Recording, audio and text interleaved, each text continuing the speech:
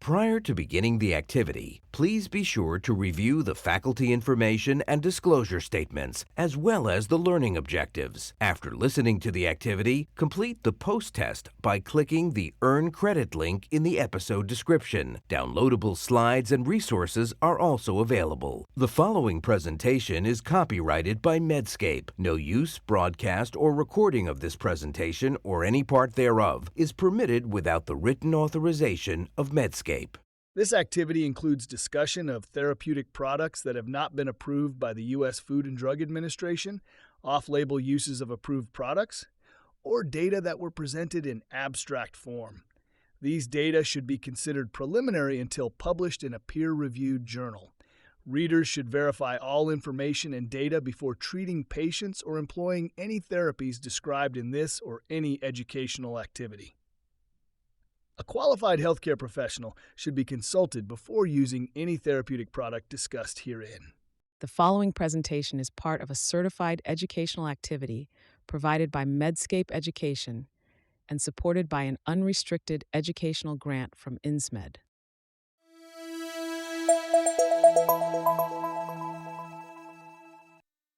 Hello, I'm Ann O'Donnell. I'm from Georgetown University, professor of medicine and chief of the Division of Pulmonary Critical Care and Sleep Medicine here in Washington, D.C.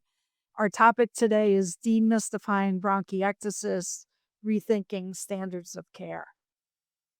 So here's the agenda for today's talk. I'm going to make a short introduction with a case presentation, and then we're going to have a few slides on diagnosing the disease, defining and treating exacerbations, give you a little bit of understanding on the latest on our understanding of the pathophysiology of bronchiectasis and opportunities for treatment, particularly new treatments. And then we'll go back to the case discussion in order to fit the topics into that specific patient. So this is a fairly typical patient we see in our clinic, patient who's 55 years old. She has previously been diagnosed with bronchiectasis. She has been evaluated as to the potential causes of her bronchiectasis. She does have gastroesophageal reflux disease and a significant hiatal hernia. She has been checked for immunoglobulin issues. Her IgE level is normal. She does not have aspergillus or aspergillus bronchopulmonary aspergillosis. Her IgG level is normal, and she was checked for cystic fibrosis and is negative with the normal sweat test. So this patient has daily cough with sputum production. She frequently exacerbates and requires antibiotics at least 3 times per year. And you can see here she's thin, she has a low BMI, and she has significant obstructive lung disease based on this FEV1. She's been cultured, and her sputum cultures are persistently positive for Pseudomonas aeruginosa, and she does not have non-tuberculous mycobacterial infection. So we'll keep this patient in mind as we go through the talk and then get back to her at the end of the talk. So first off, how do we diagnose bronchiectasis? And honestly, as long as you think about the disease, it's fairly straightforward to make the diagnosis, and that's with the CT scan, as you can see here. So some of the features on CT that we look for are thickening of the bronchial walls. We look at mucus plugging, and we see that there are airways visible out to the periphery of the lung. And so if we take this in a little bit more detail, you can see here on these slices through the CT that you have cystic bronchiectasis in that picture A with dilatation of the airways and thickening of the walls of those bronchi. And in slice B, there's signet ring, a thickening again of the bronchial wall. And the features that confirm the diagnosis of bronchiectasis on CT is that the bronchial dilatation is compared to the accompanying pulmonary artery. There's also lack of tapering of the bronchi as they should towards the periphery, and visible bronchi within 1 centimeter of the pleural surface. So those are really the CT characteristics of bronchiectasis. We also know that, we're seeing more bronchiectasis. It's now the 3rd most common chronic lung condition after COPD and asthma. Now, the patients present in a kind of nonspecific way, but Most patients have a long-term cough that's productive of sputum. Not everybody coughs up sputum. Some people cough up only at certain times of year or when they're exacerbated. But the characteristic of bronchiectasis that's most notable is this repeated flare-ups or exacerbations. And how do we define an exacerbation? It's when the patient's baseline symptoms increase. So breathlessness, fatigue, i.e., tiredness, sometimes associated with upper airway infections like sinusitis. Some of the other things that patients complain about is the severity and the social bothersome of their cough. That some people have incontinence from the severe coughing. Patients often are anxious or depressed or limit their social interactions because of the severity of the cough. Another thing that often brings patients to attention and then ultimately confirms the diagnosis of bronchiectasis is hemoptysis, and occasionally patients have chest pain. So, why are we covering this topic? As I said, this is the third most common chronic lung disease now.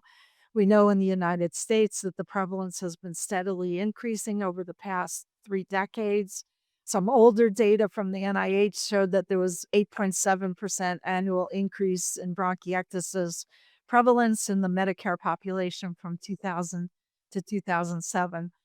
You also need to know that, at least in the US, bronchiectasis is significantly more common in females than in males. It's about a 60-40 split, and it does affect older patients, although you can see bronchiectasis across the whole spectrum of age.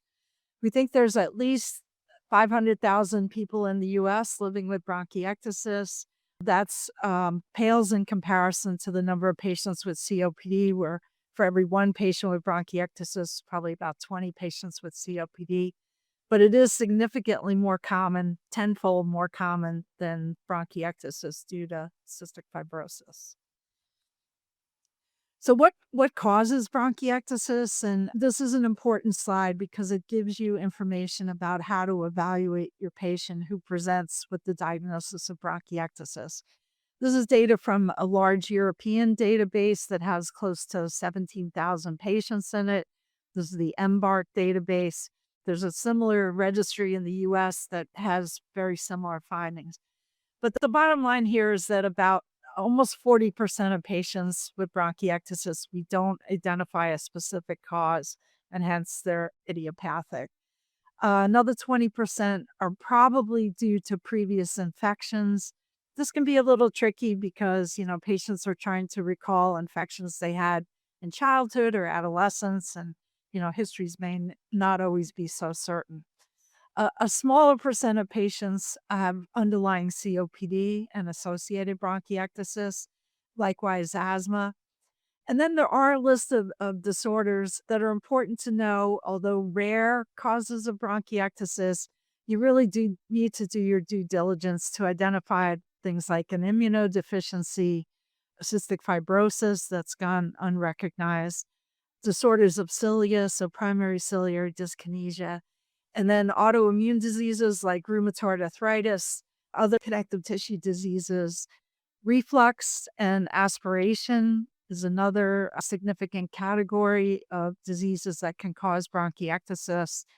And then inflammatory bowel diseases, there's a relationship between those and bronchiectasis. So important to know because some of these underlying causes can be treated and hence mitigate the resultant bronchiectasis. So, how do we approach the patient? We want to take a focus history. We really want to get that detail on how frequently they're exacerbating, how bothersome their cough is, how often they've needed to take antibiotics over the last 2 to 3 years. We want to do pulmonary function tests. This is important, obviously, for planning treatments, but also for prognosis.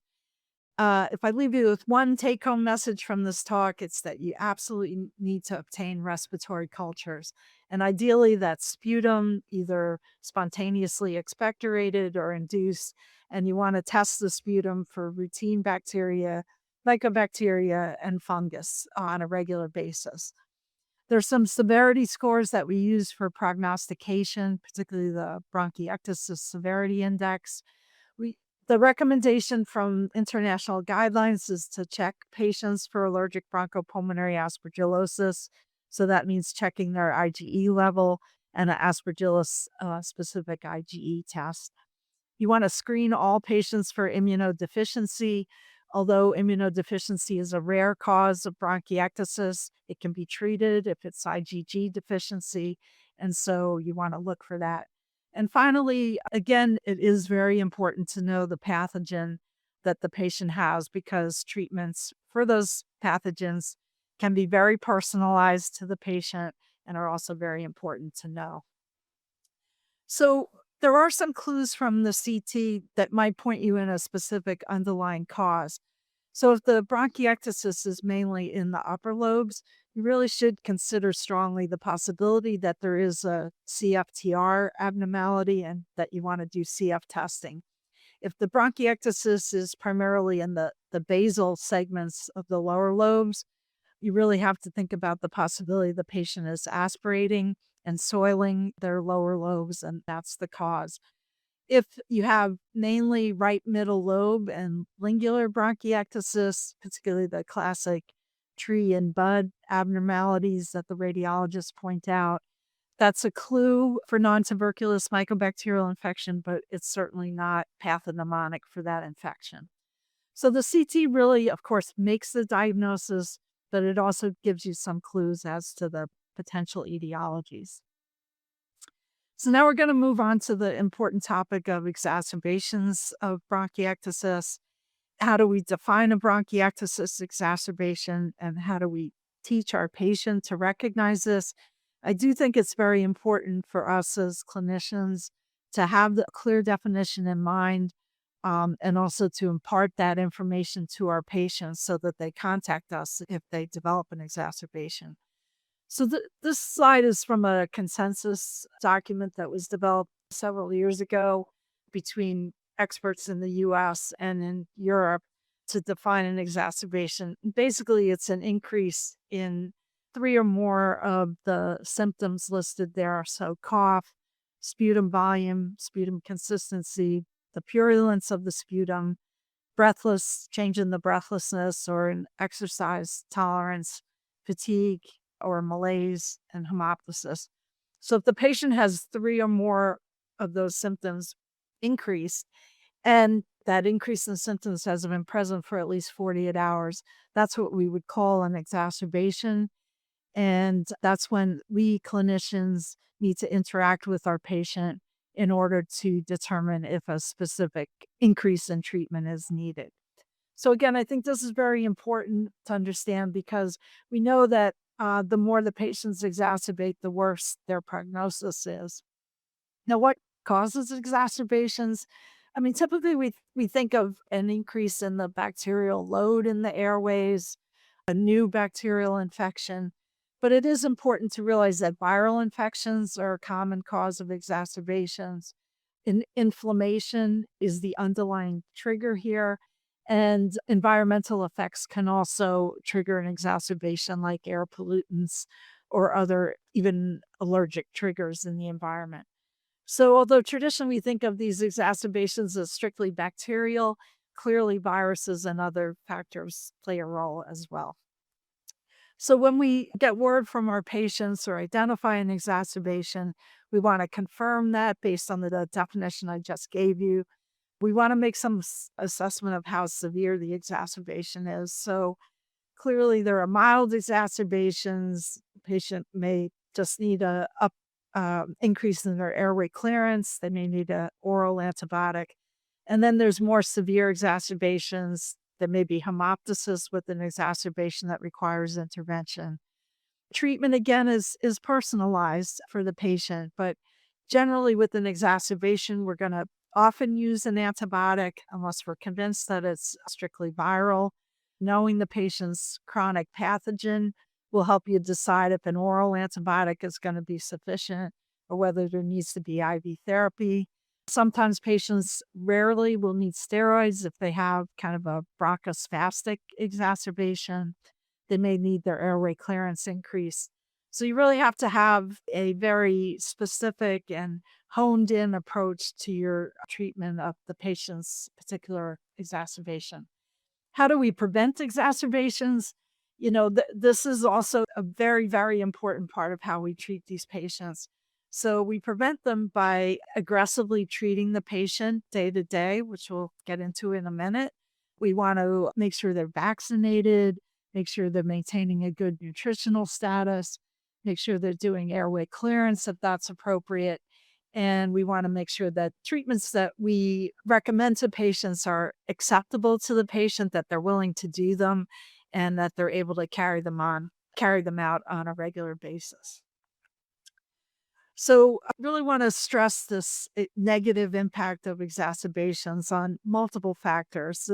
This slide shows the impact on quality of life.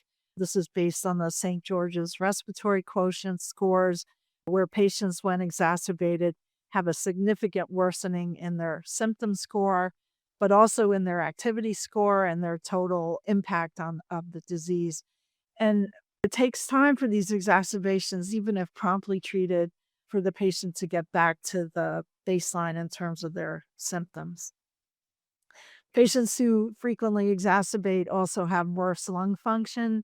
The red bar here shows patients who have 2 or more exacerbations per year. This is some data from Axamed at Mayo, which shows that the more the patients exacerbate, the worse their FEV1 is. So this is an important concept to keep in mind as well.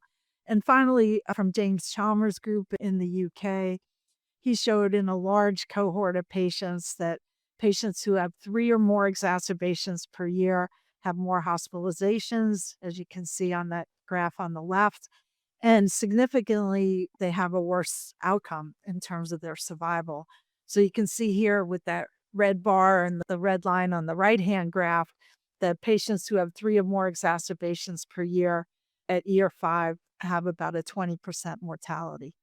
So again, an important learning point here is the importance of recognizing exacerbations, getting your patient to contact you when they're having an exacerbation, and then promptly dealing with it in a way that's very specific to that particular patient and to the patient's known pathogens.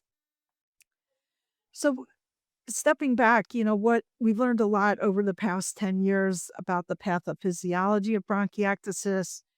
I think we all know the vicious cycle that was put forward by Peter Cole a number of years ago, that there's an initial insult to the lungs, and that could be an infection, that could be a aspiration event. That insult results in inflammation at the level of the airways.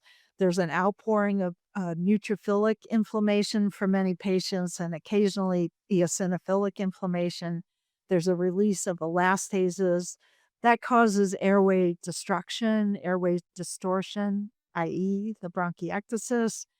Because of that distortion and destruction, mucus clearance declines, and so there's stasis of the mucus, which is a fertile ground for infections. And this cycle, now we call it a vortex, is a continuous vicious cycle unless we do things at each of those points to try to interrupt the patterns that are going on at the level of the airway and further out in the lung parenchyma as well. So we know that neutrophilic inflammation occurs in about 80% of patients with bronchiectasis. There's also a subset of patients who have eosinophilic inflammation. And we also, from Chalmers' group, know that the more inflammation you have, the higher the neutrophil elastase levels are, and the more severe the patient's infections are, and the more frequent they will exacerbate. So the neutrophil elastase does play a big role here. It causes increased mucin expression, impaired ciliary motility, resultant damage to the airways, activation of inflammation, poor mucus clearance. It really is the key in many patients with bronchiectasis to the vicious cycle or the vicious vortex. We also know that neutrophil elastase levels correlate, as you can see again, more data from James Chalmers, with higher the neutrophil elastase levels in the sputum, the more likely the patient will be infected with worse bacteria. They have more frequent exacerbations. They have more lung function loss, more hospitalizations, and worse outcomes. So in the graph there, if the patient has greater than 20 micrograms per milliliter neutrophil elastase in their sputum, they have higher mortality. Now, we don't actually test this in clinical practice. We don't test neutrophil elastase levels, but we have surrogate markers for this. I mentioned eosinophils. I think this is a little bit underappreciated in our patients with bronchiectasis. Clearly know that there is a phenotype of patients who act more, shall we say, asthmatic, may have more wheezing than your typical bronchiectasis patient. And the data shows that about 20% of patients with bronchiectasis have peripheral eosinophilia as defined by greater than 300. And so this class of patients needs to be identified because, again, treatments can be tailored to the eosinophil as well. So with that, we'll turn to opportunities for treatment. And again, I find it very helpful to talk to the patient about the goals of treatment. We're often prescribing a pretty heavy duty regimen to patients that includes airway clearance, nebulizing, taking antibiotics potentially, taking other agents. So I think it's very important for us to educate the patient about the disease itself, but also really to explain each aspect of the treatment that we recommend and what the goals of each aspect of the treatment are. So first off, we want to make the patient feel better, right? Patients don't come in and say, hey, I want to reduce my exacerbations. Patients want their cough controlled. They want their sputum under control. But we want to prevent progression of disease. So hence the importance of having our clinician goal to be reduce exacerbations. And we definitely want to improve patients' quality of life day to day. So again, we're back to the vicious cycle or the vicious vortex, and we can treat each aspect of the cycle in order to impact the overall outcome. So in terms of dealing with the structural lung disease, for some patients that involves bronchodilator therapy. We also very rarely will recommend surgery, and usually in focal bronchiectasis. We can address the chronic bronchial infections. So for patients who are frequent exacerbators, there is a role for identifying their particular pathogen and targeting that with a maintenance antibiotic. For some patients, a macrolide strategy will work because that covers infection and inflammation. For other patients, particularly if they're chronically infected with Pseudomonas, there is a role for inhaled anti-Pseudomonal therapy. We want to deal with that airway inflammation. And again, I mentioned the macrolides. That's a unique category of antibiotic that not only has antibacterial, but immunomodulatory effects. So there are some patients with bronchiectasis who benefit from a chronic macrolide strategy. There's many caveats with using chronic macrolides. There's the risk of developing refractory infections, but also QT prolongation issues, interaction with other drugs, GI side effects, hearing loss. And particularly if the patient is co-infected with non-tuberculous mycobacterium, we should not use a macrolide monotherapy strategy. And finally, to impact mucociliary clearance, we have pharmacologic agents as well as mechanical devices to help mobilize the mucus. We're going to focus on the new therapeutic agent that's just come to FDA approval in the US, and that's the DPP1 inhibitor drugs. The drug that is now FDA approved is brensocatib. There are other drugs in the pipeline in this category of DPP1 inhibitors. So we're going to talk a little bit about brensocatib because it is now available to patients in the US and in Europe. There were two pivotal trials, the Willow phase 2 trial and then the Aspen phase 3 trial, which led to the approval by the FDA in August of 2025 of brensocatib. Another agent that's in clinical trials and phase 3 trials right now is Ducatib. It's completed with success the phase 2 program, and patients are now being enrolled in a phase 3 trial. And the third DPP1 inhibitor in the pipeline is HSK 31858, which again had a positive phase 2 trial and now is enrolling phase 3 primarily in Asia. So just to look closely at the data from the phase 3 Aspen brensocatib trial, this was a 52-week intervention, randomized, double-blind, placebo-controlled. 2 doses were looked at, 10 milligrams and 25 milligrams compared to placebo. The primary endpoint was annualized exacerbation rate over the 52 weeks of the intervention, and there were several secondary endpoints. So there were 1,682 adults and 41 adolescents enrolled in this trial. It's the largest trial that's ever been done in bronchiectasis. And the bottom line in terms of the primary endpoint is that there was a 20% reduction in adjudicated exacerbations in this trial. So, again, really one of the first trials in this disease, and certainly the only trial in this category of medication that's showing success. The good news about brensocatib is that in the clinical trial setting, it was shown to be very safe, both the 10 milligram and 25 milligram dose compared to placebo. Really, the rate of significant adverse effects was quite low. The 2 adverse effects of primary interest in this trial were skin changes and gingival disease, and they occurred slightly more frequently in the treated patients, but again, were very mild. Turning to the Verducative trial, the phase 2 trial, again, in this trial, it was up to 48 weeks of intervention. It had 4 arms, the placebo arm, and then 3 doses. The dose that had the most impact in terms of reducing exacerbations was being tested in the phase 3 trial. And again, in this phase 2 trial of this agent, there was a significant reduction in the risk of pulmonary exacerbations versus placebo. And finally, that HSK 31868 drug, a very similar design. This phase 2 trial was done in China.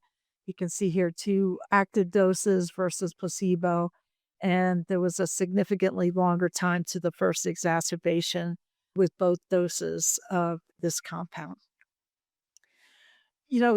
So now we have brensocatib in our armamentarium to deal with the chronic inflammation in patients with bronchiectasis. There's a number of other trials besides the DPP1 inhibitor trials that I mentioned. Really, this is a tiny trial of phage therapy looking at patients with chronic Pseudomonas infection. This was an inhaled phage trial, the Tailwind trial. Results still to come. There's been observational reports of using inhaled and IV and oral phages really as salvage therapy for patients with severe infections. So I want to put that out there to you, but this is not ready for prime time yet. Also want to talk about airway clearance. It's become widely adopted to use hypertonic saline as part of the airway clearance regimen by nebulizer. There was a publication late last year in the New England Journal that showed that hypertonic saline is not a slam dunk, shall we say. It probably is effective for many patients. But in that well-done trial published in the New England Journal, there was not a significant improvement across the board. These are a couple of agents that have been in clinical trials that are kind of add-on to hypertonic saline. You can see the clean PCD trial specifically targeting patients with primary ciliary dyskinesia. A very small exploratory study showed improvement in the primary endpoint. And likewise, the ARENA 1 trial, again, a tiny trial, 40 subjects, but this compound of ascorbic acid and glutathione seemed to have some benefit as well. So more to come beyond using just hypertonic saline as an airway clearance modality. Let me talk briefly about the guidelines that will help you as clinicians to manage this patient. Uh, I do want to commend you to the European Respiratory Society guideline, which was published in September of 2025. This is a very comprehensive guideline slash expert opinion paper that helps us clinicians really approach the patient. Like, it makes recommendations for the evaluation and the treatment of the patient. Sort of the major updates here compared to the prior iteration of this guideline is the idea of treatable traits, like really focusing on, say, the patient who's chronically infected with Pseudomonas, looking at the frequent exacerbator as a treatable trait or a phenotype that you want to approach in a specific fashion. This guideline also emphasizes the benefit of exercise and rehabilitation. It does talk about the use of macrolides as well as inhaled antibiotics for people that are chronically infected. Oh, and I do want to mention there is a US or North American guideline in the pipeline. It will be published this year, I'm quite convinced, and it's been organized by the American College of Chest Physicians and Cumming and Chest. So let's wrap up here by talking again about the case and how we would approach this patient, this middle-aged woman with quite severe bronchiectasis, who's chronically infected with Pseudomonas, who's underweight with severe obstructive lung disease and daily symptoms. So again, when you approach this patient, you want to have a systematic series of thoughts. We've already talked about looking for the etiologies, as mentioned here. But when we propose a stepwise treatment approach to this patient, we want to really stress the goals of the treatment to make her symptoms better, to reduce the amount of inflammation in her airways, and importantly, to prevent exacerbations. So really, we've covered this pretty thoroughly, but we want to address any mitigatable underlying etiology. So here, this patient has GERD and a hiatal hernia. There may be silent reflux going on here. Although we're going to use anti-GERD therapy, it's also important to stress things like postural measures, avoiding eating and the supine position, so aspiration precautions. So, touching on those basics, we really want to do that. So addressing the potential etiology, addressing this patient's underweight status with nutritional support, making sure she's vaccinated against all the potential organisms that we can vaccinate against, considering pulmonary rehabilitation, or at least encouraging exercise. But then specific therapies for her bronchiectasis, right? We're going to approach the concept of airway clearance. That could be as simple as exercise, using a device, oscillatory positive expiratory pressure device, potentially hypertonic saline or one of these newer agents if they come to market. This patient, we certainly could consider a chronic macrolide strategy because she does not have mycobacterial infection. So that strategy can be 3 times a week, azithromycin, or even daily azithromycin. Because she's a frequent exacerbator and she's chronically infected with Pseudomonas, you might consider an aerosolized maintenance antibiotic strategy. Although the data for those antibiotics has been murky and none of them are FDA approved for non-CF bronchiectasis, there definitely is a role for anti-pseudomonal inhaled antibiotics in the frequent exacerbator. But here, this patient, you've done all your due diligence. You got them in all those therapies that hit on all the parts of the vicious cycle. The DPP1 inhibitor would certainly be a consideration here. This patient definitely fits the criteria that was used for the clinical trials. And so the addition of brensocatib, which is the available DPP1, would certainly be a strong consideration for this patient. So I think the bottom line key takeaways, hopefully you've garnered from this talk is, and I'm sure you've learned from your own practice, is that the prevalence of bronchiectasis is increasing over time. We're seeing it more and more in our pulmonary outpatient practices.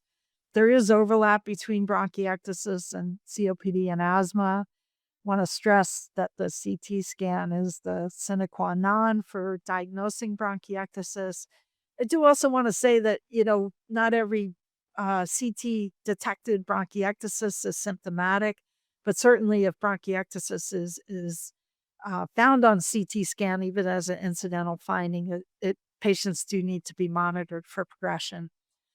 I want you to remember that pulmonary exacerbations are definitely associated with adverse outcomes, and we need to promptly identify and treat those exacerbations with a very personalized approach. And now we have new options, which is very exciting. Not only brensocatib, but other drugs that are in the pipeline that will potentially have great impact in this disease. So with that, I want to thank you for listening and attending this event today.